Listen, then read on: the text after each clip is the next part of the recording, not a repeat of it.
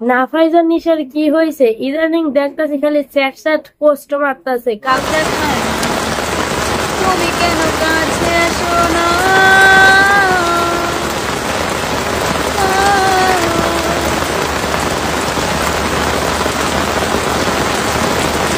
কালকে রাতে আবার দেখলাম একটা স্ট্যাটাস দিছে যে যারা নাটক দেখার আশা করছিলেন তাদের আশাটা পণ্ড হয়ে গেল, নাটকটা আসলে দেখা হইল না। আমি আর সেই আগের নিশা নাই। নিজের কাছে নিজে প্রমিস করছি যে নিজের পার্সোনাল লাইফ আর আমি কখনোই আনবো না। এর থেকে কি বোঝা গেল জানি না।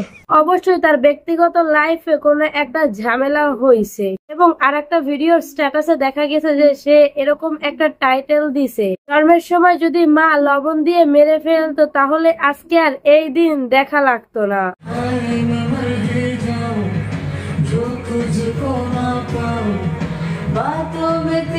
কিন্তু আমরা সবাই জানি লাফাইজা নিশার মা বাবা ভাই তাকে অনেক বেশি ভালোবাসে এবং সেও তাদের অনেক বেশি ভালোবাসে। স্বাভাবিকভাবে ধারণা করা যাইতেছে যে তার হাজবেন্ডের সাথে তার কোনো একটা ঝামেলা হয়েছে, যেই কারণে ইদানিং সে একটু স্যাড এবং সে আজকে একটা ভিডিও ছেড়ে সবকিছু ক্লিয়ার করছে যে সে তার ব্যক্তিগত লাইফ নিয়ে একটু ডিস্টার্ব, এই কারণে রেগুলার ব্লগ ছাড়তেছে না। তো এগুলা নিয়ে আমি একটু ছোটখাটো ভাবে একটু আপসেট আর একটু ইমোশনাল স্ট্যাটাস দিতেছে, কারণ সবাই আমরা মানুষ আর সবার ভিতরে আমাদের ইমোশনটা কাজ করে। সবশেষে তো আমরা মানুষ আর মানুষের ইমোশন কাজ করে, এটাই স্বাভাবিক।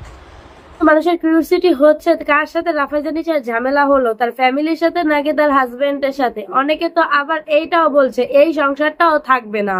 সে তো তার হাজবেন্ডকে দেখায় নাই, তার হাজবেন্ডের সাথে তার ডিভোর্স হইলো বা আর কিছু হইলো তাতে কি বা আসে যায়। সঠিক বলেছেন।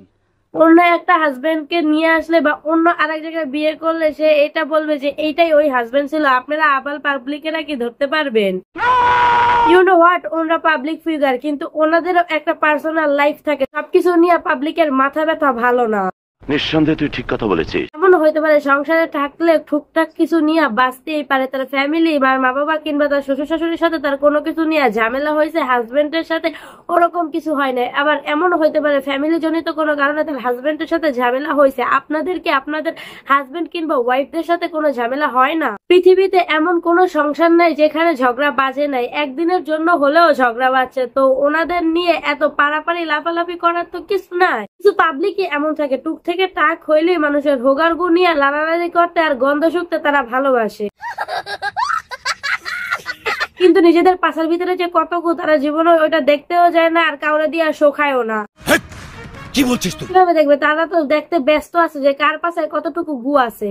নিঃসন্দেহে তুই ঠিক কথা বলেছিস। পরিশেষে একটা কথাই বলবো, নিজের হোগার গুড়া দেখেন, পরের হোগার গু নিয়ে কম লড়াচাড়ি করেন।